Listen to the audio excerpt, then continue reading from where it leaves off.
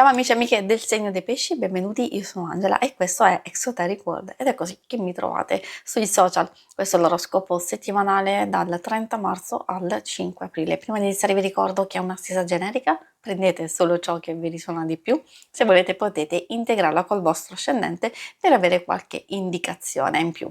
E in descrizione trovate le recensioni dei mazzi usati, i link per acquistarli e i link alle playlist per conoscere il significato delle carte della Sibilla Lenormand e della Sibilla italiana. Vi invito a iscrivervi e abbonarvi al mio canale per sostenere il mio lavoro. Vi ringrazio moltissimo se lo farete o l'avete già fatto. E adesso partiamo con la lettura. Cosa vogliono dirci le Sibille per questa settimana? Andremo a vedere le energie principali, poi vedremo i segni zodiacali da attenzionare e poi vedremo l'ambito amore, lavoro e finanze. Troviamo l'ancora, può essere sia positiva per alcuni aspetti di raggiungimento di maggior sicurezza e dei riscontri positivi, quindi riuscire a trovare un nuovo equilibrio. Vuol dire che la nostra volontà, il nostro impegno appunto ci farà ottenere questi risultati. Dall'altro lato potremmo sentirci un po' bloccati con desiderio di partire in quarta, di fare qualcosa, però forse è meglio fermarsi un attimino o a riposarci o a sentirci un po' più sicuri prima di incamminarci in un nuovo percorso, perché alcune cose è vero si possono muovere molto in fretta, soprattutto a livello di comunicazioni, di situazioni in senso generico. Gli uccelli ci fanno capire che magari ci sono delle problematiche o relazionali o dei pettegolezzi o degli incontri e delle informazioni, delle cose che ci portano un po' di agitazione e movimento assolutamente sì, perché magari si vogliono fare le cose in un determinato modo, si vuole tentare di andare d'accordo con più persone oppure ci si deve mettere d'accordo su un qualcosa ed è difficile conciliare tutto, sia gli impegni sia i desideri degli altri. Ecco, intendo fermento sotto questo punto di vista, però il risultato effettivamente si porta a termine perché c'è il bouquet appunto che ci parla di riuscita, di soddisfazione, parla anche di spensieratezza, di tranquillità e serenità e non solo un dono, un premio, un invito, una novità, un apprezzamento, un qualcosa che ci viene proposto e offerto e che potrebbe essere interessante. I segni zodiacali da attenzionare nella vostra settimana sono principalmente quelli di Aria, Gemelli, Bilancia e Acquario e abbiamo un po' anche quelli di Terra, Toro, Vergine e Capricorno. E adesso andiamo a vedere gli altri ambiti, partiamo dall'amore e relazioni. Dico amore e relazioni perché è vero, principalmente parliamo di coppia single, però diciamo nelle relazioni possiamo anche adattarle all'amicizia, alla famiglia. Quindi consiglio sempre di ascoltare. L'orchidea molto interessante, cioè per le coppie può parlare di un forte coinvolgimento, quindi positivo per lasciare andare le proprie paure, per maggior complicità, per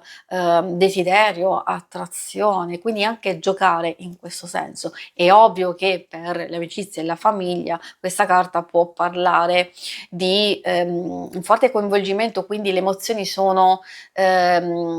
eccessive da un lato e quindi di fare attenzione perché magari si può superare il limite e la barriera e arrivare a qualche discussione o a dire qualcosa che non si vorrebbe effettivamente dire. C'è la stella alpina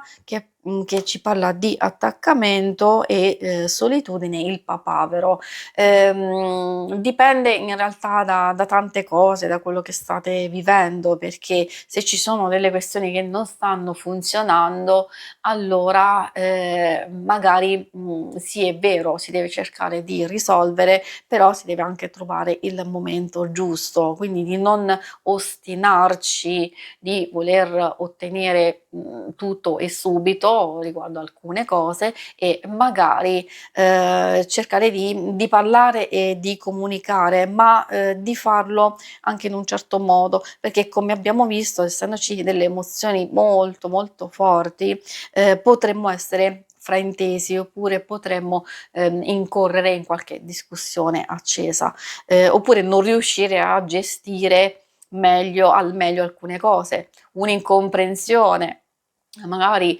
cose di casa e famiglia, c'è quell'incomprensione che può portare appunto purtroppo a un litigio. Per i single che cosa vogliono dire questo? E ovviamente mi riallaccio a quello che stavo dicendo proprio di attrazione, di passione, sì, può esserci un forte coinvolgimento, un desiderio nei confronti di una persona che si possa tradurre, può essere perché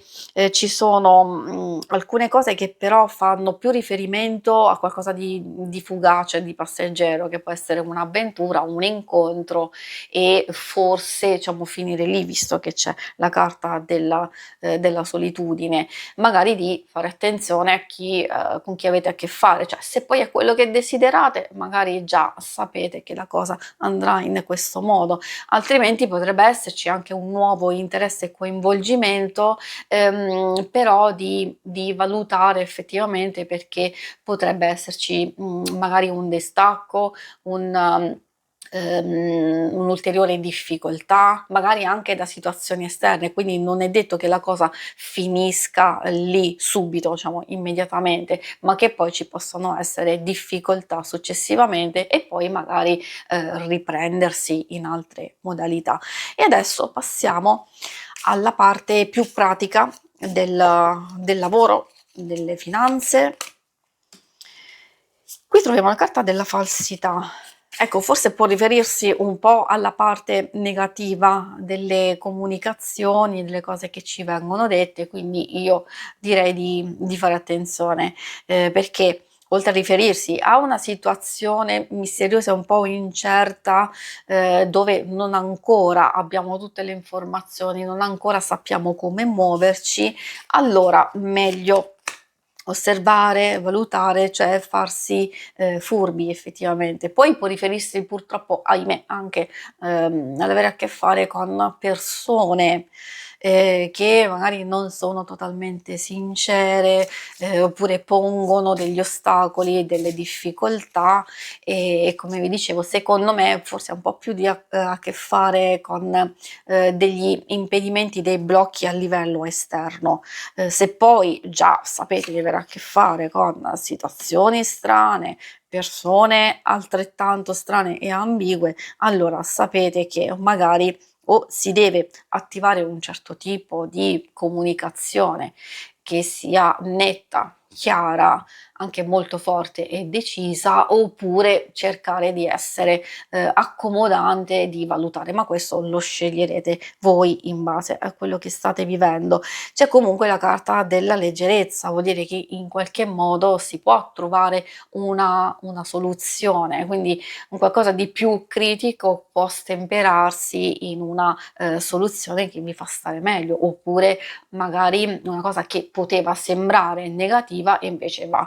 a risolversi e a sciogliersi quasi da sola. Quindi per il lavoro sì, ci possono essere tante diciamo situazioni, è vero un po' stressanti, un po' fastidiose, altre che possono essere stimolanti e vantaggiose, infatti abbiamo proprio alcune carte che indicano l'arrivo di comunicazioni e di cose interessanti, anche per chi è in cerca di lavoro. Oltre a ricevere delle risposte, se alcune cose sono negative, e me lo fa pensare questa carta, magari ci sono nuove possibilità che si aprono e in quelle stesse risposte o nelle cose che state portando avanti adesso, quindi cose nuove, vi daranno risultati diversi dalla fase precedente. Si conclude qui la lettura, vi ringrazio per avermi seguita, se volete in alto a destra trovate il logo per iscrivervi al canale, mentre in basso trovate le schermate per vedere il vostro oroscopo mensile e lunare, quindicinale. Alla prossima, vi auguro una buona settimana, ciao!